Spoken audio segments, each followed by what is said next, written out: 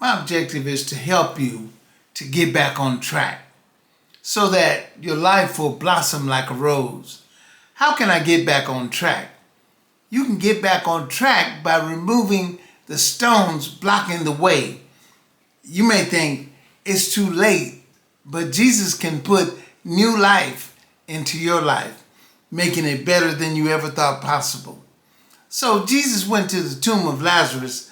It was a cave with a stone covering the entrance.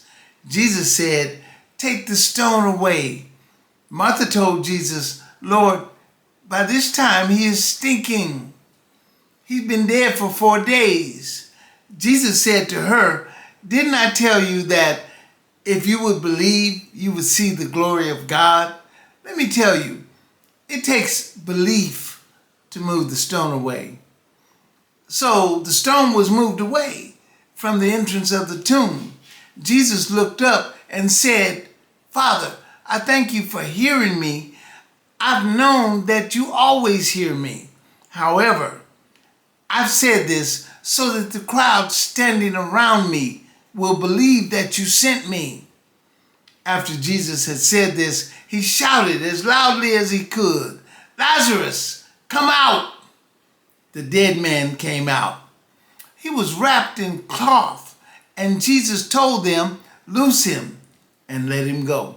This teaches us that God will do what you can't do, but first you must do what you can do. God says, "I will raise Lazarus from the dead, but first you must roll away the stone." The stone represents closure.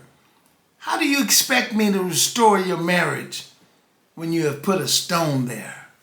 Sure, Lazarus is dead, but you have placed a heavy stone at the mouth of the grave. You will have to move that stone. Many things that you would like God to resurrect in your life are covered by a stone that you placed there. And why do we place the stone on the mouth of the grave? Do we place the stone to keep the dead from coming out? Or do we place the stone to keep the living from going in? No, we place the stone there for closure. We place the stone there so we can get past whatever it is. Martha said, "By this time, he stinks." How many things have we covered up that are beginning to stink? Sometimes we cover up our lack of exercise until it begins to stink. Sometimes we cover up our lack of education until that begins to stink. Sometimes we cover up our lack of forgiveness until it stinks. Sometimes we cover up our lack of faith until it begins to stink. Sometimes we cover up our stinking thinking until it begins to stink. Jesus is willing to help us, but it's our job to take away the stone. Taking the stone away is work. What's that smell? Something is beginning to stink. Yes, many things in our lives have died and we have buried them, placing a stone of hopelessness in front of their caves. But as you get older, they begin to stink. We've got to remove these stones. We've got to let Jesus into our situations so he can make a difference. But what does it mean to remove the stone? To remove the stone means to revisit the place where you placed the stone. Removing the stone and inviting Jesus into the situation, it means get back on your health plan. Get back on your fitness plan. Go back to school. Revisit your marriage. Go into business again. Begin praying for that relationship again. Resolve to take your relationship with God to a whole new level. Maybe you have to take small steps. Maybe you have to take your time revisiting the situation. Abraham and Sarah had to start working on a baby when they were past age.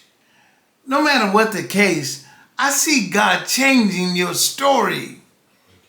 The prodigal son, after some craziness, came to himself and decided that the shortest way to success was going back to his father. Here's the interesting point.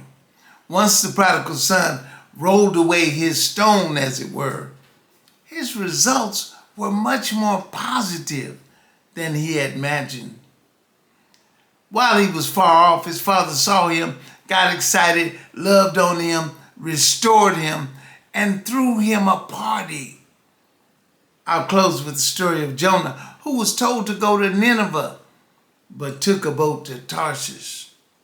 God told Jonah to go to Nineveh, but Jonah took a boat to Tarshish instead. That was a stone. But while he was on the boat, the situation began to stink. God sent a terrible storm, and the ship was in danger. Jonah knew how to remove the stone. Jonah said, "Throw me overboard, and the storm will cease." They threw Jonah overboard, and the storm ceased. Meanwhile, God sent a huge fish to swallow Jonah, and Jonah repented in the fish's belly. So the fish spit Jonah up onto the shore. Jonah had removed the stone. Now he was headed to Nineveh. Sometimes we have to go back to the place where we added the stone and work on fixing things before we can be blessed. We must roll away the stone of discouragement. We must roll away the stone of fear. Some doors are shut, and it was the Lord who shut them. But at other times, it was us who placed the stone. Don't worry, just do your part. Jesus will take care of it. If you're familiar with the story, you know that after they rolled away the stone, Jesus did what none of them could do. He called Lazarus out of the grave. And then Jesus once again told them to undo what they had done. Jesus said, "Remove the grave clothes that you wrapped him in." Not only did they have to roll away the stone, but also take off those grave clothes. What have we shut up? What have we closed the door on prematurely? What have we given up on? If you have quit, let's roll away the stone and ask Jesus to help. Don't say "I can't," because "I can't" is a stone. Roll away that stone. Do what you can do and trust God to do what you cannot do. Isn't it good to know that all we have to do is focus on doing our part?